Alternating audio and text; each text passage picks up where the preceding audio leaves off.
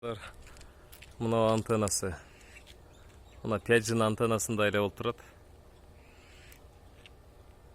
Ушул нерсеге көңүл бургула Кыргызстанда көп жерде орнаса керек.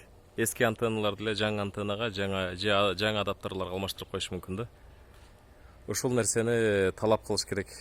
5G болсо анда токтотуш керек. 5G орношулган жакынкы жерлерде кандай симптомдор болушу мүмкүн? Адамда алсыздык, кулагында шум, мурдунан кан агышы мүмкүн жаш балдарда, иммунитети слабыйларда, давление көтөрүлүшү мүмкүн, кан коюлушу мүмкүн, сахар көтөрүлүшү мүмкүн, инсульт, инфаркт ушундан көп болот. Грипп болот ошондой эле, алсыздык болот. 5 миллион излучение адамга, тегеректеги радиуска кайсыл жерге коюлган болсо, ушул берип турат да.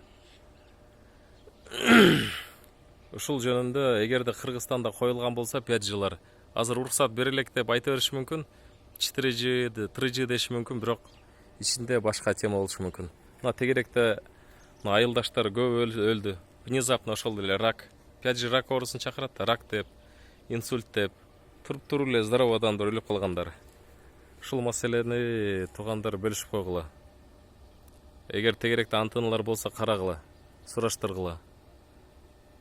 Өкмөткө деле айтпай коюп коюшу мүмкүн да, паланча деп туруп өкмөт текшерип отурмак беле. Ошол. Бул жактан анан космостон соккон эменин Илон Масктын дагы спутниктери да болушу мүмкүн да. Мына вирустун экинчи волнасы деп элдер массовый уруп баштабадыбы? Бул ошол 5G'нын жартылай включен иштелген. Эгер 100% иштей турган болсо, иштетип койсо, анда мына чымчыктар, учуп бараткан чымчыктар өлүп калышы мүмкүн. Тегеректе адамдар дагы массовый кырылышы мүмкүн. Ошон үчүн ушул маселени карагыла.